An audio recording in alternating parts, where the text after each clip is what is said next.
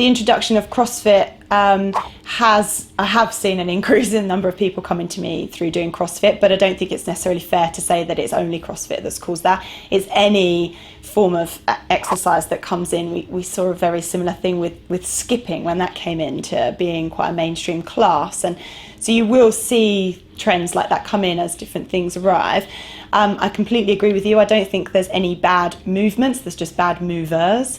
As long as an exercise is done in the correct manner, then it will be perfectly fine, provided it's progressive, and obviously there's the weight thing as well, ensuring that people aren't lifting too much.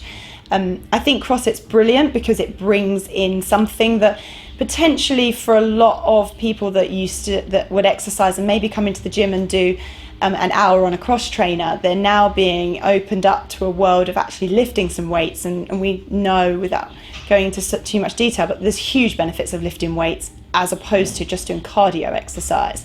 So it's brought that kind of, where people might have been a bit intimidated to go and lift, it's brought that to them. My concern with that is, are they strong enough to do those dynamic kind of lifts in the first place?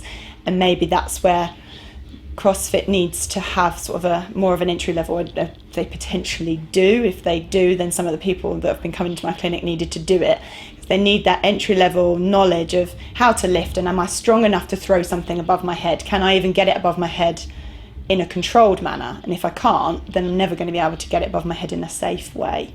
Is it fair to say then, with any new trend that arrives, people tend to overdo it and go crazy with it and don't give them that enough time? So like you said, with skipping, CrossFit, I mean the big trends at the moment are high intensity interval training, of course, body weight training, and, doing burpees or star jumps or handstands and these sort of things aren't things that we normally would do or have been practicing in classes for years, have they? But we are designed to be able to do them. But so long as people take it at a time. Yes, and we are designed to be able to do them. It's just the modern world and sitting in front of a computer in that kind of position and has stopped us potentially from being able to do these exercises quite so efficiently.